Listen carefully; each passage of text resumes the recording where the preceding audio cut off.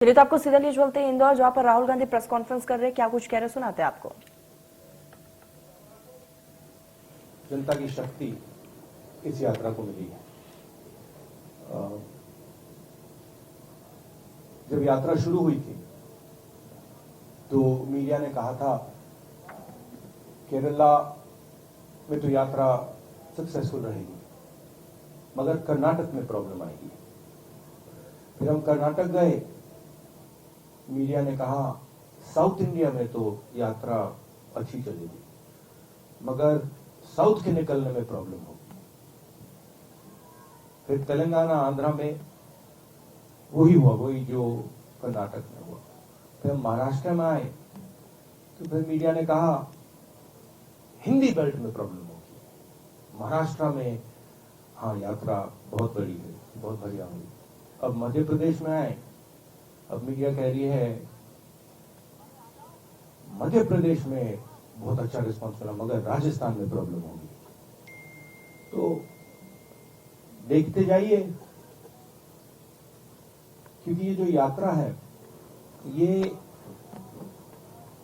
Congress party से अब आगे निकल गई है। ये यात्रा हिंदुस्तान की जो समस्या है, हिंदुस्तान के दिल में, हिंदुस्तान की आत्मा में जो आवाज है, अब ये यात्रा उसको उठा रही है। तो ये कहां पहुंचेगी कहां नहीं पहुंचेगी अब कोई नहीं बोल सकता है। धन्यवाद। नई दुनिया से कपीश दुबे।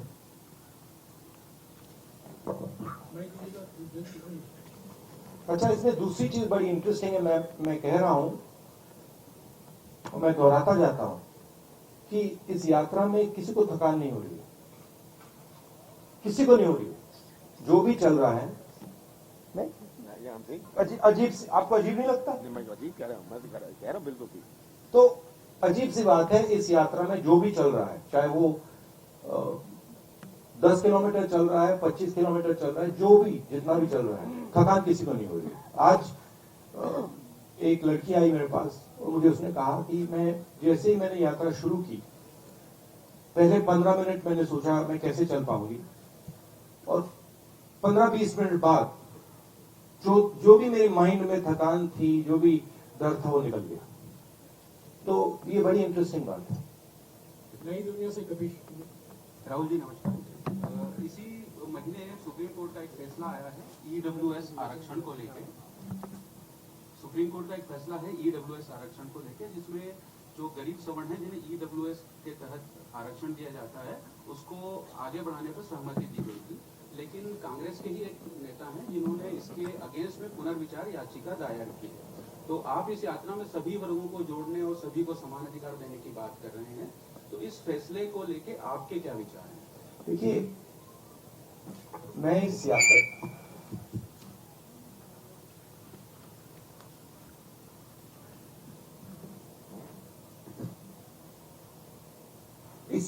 यात्रा के क्लियर लक्ष्य में इस यात्रा को डिस्ट्रैक्ट नहीं करना चाहता हूं, ठीक है।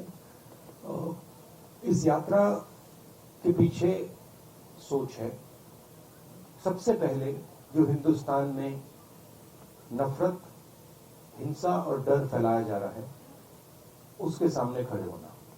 और इसका सेंट्रल आइडिया कि जनता की आवाज जो है उसको सुनना सबसे जरूरी चीज है। उसके बाद जो देश में बेरोजगारी, कमाल इंटरफेरेंस इन प्लेस में। ये साउंड वाला कौन है? भैया मोबाइल हटा दीजिए, ऑफ कर दीजिए, ऑफ कर दीजिए।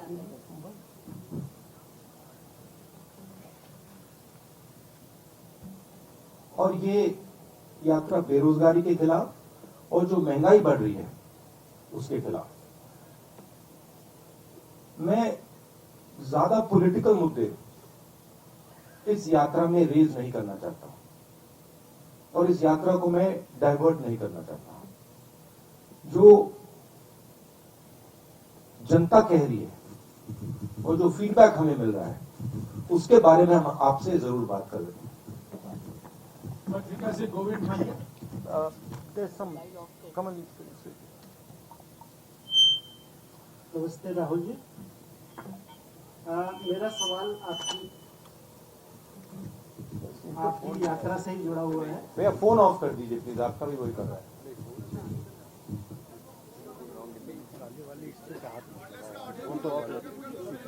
प्रॉब्लम है। मेरा सवाल यात्रा से जुड़ा हुआ है। चूंकि आपने पीछे ब्रांडिंग भी लगाई है, लेकिन उसमें कांग्रेस का जो सिंबल है वो नहीं है। तो क्या ये उम्मीद करते हैं आप कि इस यात्रा के माध्यम से वो संगठन, गैर राजनीतिक संगठन जो आपको 2024 में किसी रूप में आज एक मैं आपको बताऊं, आज एक आरएसएस के व्यक्ति आए, मुझे उन्होंने कहा मैं आरएसएस का हूं, मैं यहाँ आपका स्वागत करने आया हूं। मैंने कहा ही जी। तो मेरा सवाल ये था कि इस यात्रा से आगे आपका जो लक्ष्य, जिस तरह से रिस्पांस मिल रहा है, तो एक मजबूत प्रतिपक्ष की तरफ आप बढ़ेंगे आगे, ऐसा आप उम्मीद करके चलते हैं? या देखिए, भविष्य में मैं मेरे साइड से ये मेरी जिम्मेदारी है और एक तरह से मेरी तपस्या है, ठीक है। जो तपस्या करता है वो इसलिए तपस्या नहीं, किसी कारण तपस्या नहीं करता है कि मैं वो चाहता हूं या वो चाहता हूं या वो चाहता हूं, मुझे कोई इंटरेस्ट नहीं है। मुझे लगा कि इस देश में जो नफरत और हिंसा फैलाई जा रही है वो इस देश के लिए खतरनाक है, इस देश को नुकसान पहुंचाएगी। और मैंने सोचा कि मेरी जिम्मेदारी क्या है, और मेरे दिमाग में आया कि मेरी जिम्मेदारी है कि मैं इस नफरत के खिलाफ, हिंसा के खिलाफ, डर के खिलाफ कुछ करूं। और ये जो आप देख रहे हैं, ये जो भारत जोड़ो यात्रा है वो ये है। और ये भावना सिर्फ मेरे में नहीं है, ये भावना बहुत सारे लोगों में है, कांग्रेसियों में है, नॉन कांग्रेसियों में है और बीजेपी के लोगों में भी है। बहुत सारे बीजेपी के लोग भी सोचते हैं कि जो देश में हो रहा है वो सही नहीं है। मीडिया के साथ जो हो रहा है, इंस्टीट्यूशंस के साथ जो हो रहा है और जनता के साथ, गरीबों के साथ, किसानों के साथ, मजदूरों के साथ जो हो रहा है, जो कॉन्सेंट्रेशन ऑफ वेल्थ हो रहा है, भयंकर कॉन्सेंट्रेशन ऑफ वेल्थ हो रहा है, इसके खिलाफ बहुत सारे लोग हैं। मगर कुछ सोच कर नहीं किया मैंने कि इससे ये फायदा मिलेगा या ये फायदा मिलेगा, इससे मुझे कुछ ना मिले तब भी ये मेरी जिम्मेदारी है और इसको मैं करूंगा, पूरा करूंगा। धन्यवाद। यानी दोपहर से नवनीत शुक्ला।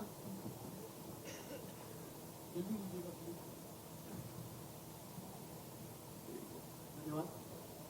राहुल जी, मेरा एक बहुत छोटा सा सवाल है कि जिन लोगों ने कांग्रेस की सरकार पिछली बार गिरा दी, क्या उनके लिए अभी भी कांग्रेस के दरवाजे यथावत खुले रहेंगे? ये सवाल आपको कांग्रेस प्रेसिडेंट और जो कांग्रेस की मध्य प्रदेश की लीडरशिप है उनसे पूछना चाहिए। मेरा ओपिनियन है, अगर वो लोग खरीदे गए हैं, पैसे से खरीदे गए हैं, तो उन पे कैसे कहा जाए, उन पर भरोसा नहीं करना चाहिए। टाइम्स ऑफ इंडिया से सागर चौकसी। हेलो सर, जो मगर ये छोटा क्यों था? ये सवाल छोटा कैसे था? मैं सोच रहा था ये छोटा कैसे है? हाँ, मतलब इसको आप और लंबे तरीके से पूछ सकते थे। नहीं, आई अप्रिशिएट योर सेंसिटिविटी। आपकी जो सेंसिटिविटी है उसको अप्रिशिएट करता हूँ। नहीं, एक मिनट, एक सवाल का कोई सप्लीमेंट्री नहीं होगा प्लीज। हाँ जी, सागर चौक से please. the purposes and the ends of your yatra has been well conveyed because you have already told it. Sagar 1 second please. कोई वीडियो नहीं लेगा प्लीज, कोई फोटो नहीं लेगा, कोई रिकॉर्डिंग नहीं होगा प्लीज। आप अपना मोबाइल बंद कर दीजिएगा प्लीज। हाँ सागर। But as you have already completed something around 2,500 kilometers of yatra and through 7 states, and apart from the, after this, what organizational changes you want to be made in your organization? Because second week of the December is very important. Your yatra is going to enter Rajasthan, and result of Himachal Pradesh, Gujarat will be delivered on 8th of December. So what organizational changes you want to be made in your organization? I don't think we've done 2,500 kilometers yet. I think we've done 2,000. Is that correct? I think we've done 2,000. And the spirit of the yatra is to make the country focus on the attempt to change its nature. This country has never been a fearful country. In its worst time, India has had much worse times than now. During the British, we had a much worse time. In its worst time, India was never a scared country. It was a brave country. And the people of India have a particular culture. And this culture is known all across the world. It is a culture of compassion, of respect, of affection. And this is our biggest strength. Nobody thinks that anger, hatred, arrogance are strengths of India. Nobody. You can go and ask anybody. You can ask किसी गांव वाले से पूछ लीजिए, अरबपति से पूछ लीजिए, अमेरिका के राष्ट्रपति से पूछ लीजिए, उनसे पूछिए भैया बताइए हिंदुस्तान की स्ट्रेंथ क्या है? करुणा, भाईचारा, म्यूचुअल रिस्पेक्ट. तो यात्रा का यह लक्ष्य है. आप इस बात को बिलीव नहीं करते हो, मगर ये इस यात्रा का लक्ष्य पॉलिटिकल नहीं है. इस यात्रा का लक्ष्य देश को याद दिलाना, इस देश की नेचर क्या है, इस देश की संस्कृति क्या है, इस देश का इतिहास क्या है, इस देश का डीएनए क्या है. यह है इस यात्रा का लक्ष्य. अब उसमें पॉलिटिकल रिपरकशंस हों तो होंगे, मगर जिस स्थिति पे आज हिंदुस्तान है, अगर हम इस रास्ते पे चलते गए तो देश को बहुत भयंकर नुकसान होने वाला है, इंटरनेशनल लेवल से और इंटरनली. इसलिए हमने ये यात्रा की. आईबीसी से वत्सल नहीं, Srivastava, please please, no I have explained to you. नहीं, व्हाट रिपीट इट. आईबीसी से विशाल